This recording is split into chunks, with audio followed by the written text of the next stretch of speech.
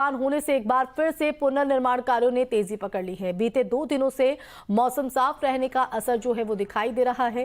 पैदल मार्ग से लेकर केदारनाथ धाम तक करीब 350 मजदूर निर्माण कार्य में जुटे हुए हैं, जबकि साल 2013 की आपदा में ध्वस्त हुए रामबाड़ा गरुड़ चट्टी का कार्य भी किया जा रहा है। ऐसे में साल 2025 की केदारनाथ यात्रा में श्रद्धालुओं को काफी राहत मिलेगी। वर्तमान में श्री केदारनाथ धाम के अंतर्गत लगभग 350 श्रमिकों द्वारा विभिन्न निर्माण कार्य किए जा रहे हैं। साथ ही लगभग 300 श्रमिकों द्वारा पैदल मार्ग पर भी पुनर्निर्माण का कार्य किया जा रहा है। अभी मौसम के अनुकूल होने के कारण, धूप अच्छी होने के कारण निर्माण कार्य को तेजी से किए जाने के प्रयास किए जा रहे हैं। वहीं मुख्यमंत्री पुष्कर सिंह धामी की अध्यक्षता में सचिवालय में हुई बैठक में 22 बिंदुओं पर विस्तार से चर्चा की गई। बैठक में कैबिनेट मंत्री गणेश जोशी, सुबोध उनियाल, रेखा आर्या, सतपाल महाराज मौजूद रहे। कैबिनेट बैठक में ऊर्जा विभाग के मामलों में उपभोक्ताओं को सब्सिडी देने का अनुमोदन भी किया गया।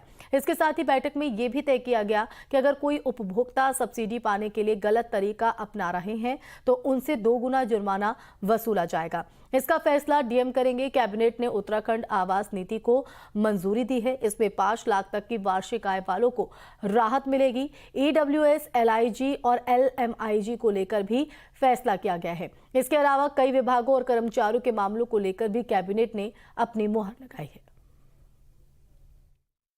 धामी मंत्रिमंडल की बैठक में आज कई महत्वपूर्ण निर्णय लिए गए और इन निर्णयों में सबसे महत्वपूर्ण निर्णय ये है कि हल्द्वानी में खेल विश्वविद्यालय बनाने के लिए जो एक अध्यादेश लाया गया था उसको राज्य कैबिनेट ने मंजूरी दे दी है। इसके अलावा ऊर्जा विभाग ने एक महत्वपूर्ण निर्णय ये लिया कि सब्सिडी वाले जो कनेक्शन धारक हैं, जो जिनके कनेक्शन सब्सिडी वाले हैं, अगर उनकी गड़बड़ी पाई गई तो उनसे जितनी सब्सिडी उनको दी गई उससे 2 गुना ज़्यादा वसूली की जाएगी।